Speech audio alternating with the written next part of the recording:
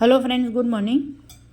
આજે આપણે બેઝિક મેથ્સના વિડીયોમાં આગળ જોઈશું કે જે સૌથી વધારે પ્રોબ્લેમ છોકરાઓને થતો હોય છે મેથ્સમાં, જ્યારે વાત આવે કે સાઇન ચેન્જ કરવાની આવે ત્યારે અહીંયાથી મોટેભાગે બધાનું મેથ્સ ખરાબ થવા માંડે છે.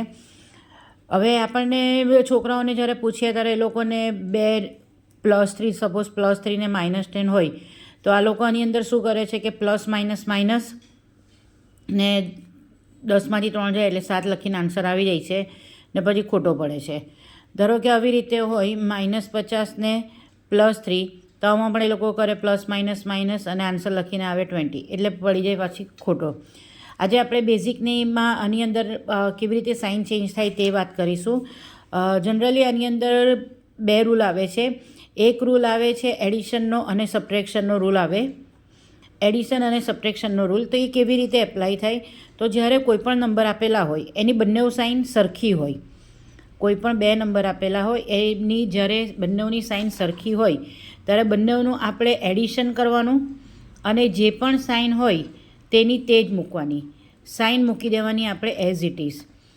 અને એક એક્ઝામ્પલ લઈને આપણે લઈએ. ધારો કે કોઈ પણ 2 નંબરની સેમ સાઇન છે, સપોઝ +10 અને +10, તો બંનેનું એડિશન કરવાનું 20 અને જે સાઇન છે તેની તે જ મૂકો +20 ને ખાલી 20 પણ લખી શકાય.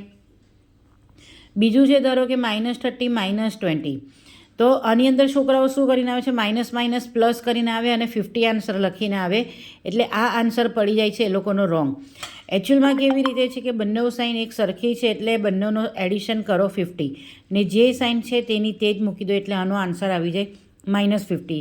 જનરલી આ જ એક સમય એવો છે અહીંયાથી કે છોકરાઓનું મેથ્સ ખરાબ થઈ જાય છે, કારણ કે આખા દાખલા ખરા પડતા નથી, વચ્ચે સાઇનનો પ્રોબ્લેમ થાય એટલે सम्स ખોટા પડે એટલે માર્ક આવે નહીં અને મેથ્સ ખરાબ થવા મળે. બીજું લઈએ. ધારો કે કોઈ પણ 2 નંબર હોય તેની સાઇન અલગ હોય એટલે કે ડિફરન્ટ હોય, ત્યારે આપણે શું કરવાનું આવશે, તેની અંદર સબટ્રેક્શન કરવાનું આવશે અને સાઇન કઈ મૂકવાની આવશે, જે પણ નંબર મોટો હોય તેની આપણે મૂકવાની છે સાઇન.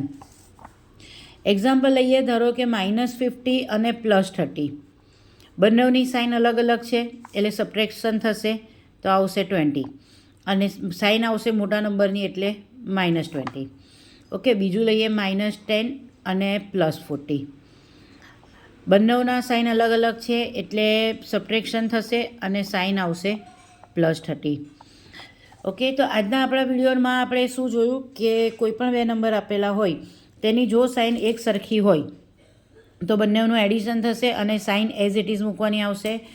સપોઝ 2 નંબર બે નંબર હોય અને તેના બંનેની સાઇન જો અલગ આપેલી હોય તો બંનેનું સબટ્રેક્શન થશે અને સાઇન મોટા નંબરની મૂકવાની આવશે. આ હતા બેઝિકના રૂલ. જો વિડીયો ગમે તો તેને લાઇક, શેર અને સબસ્ક્રાઈબ જરૂરથી કરજો. Thank you.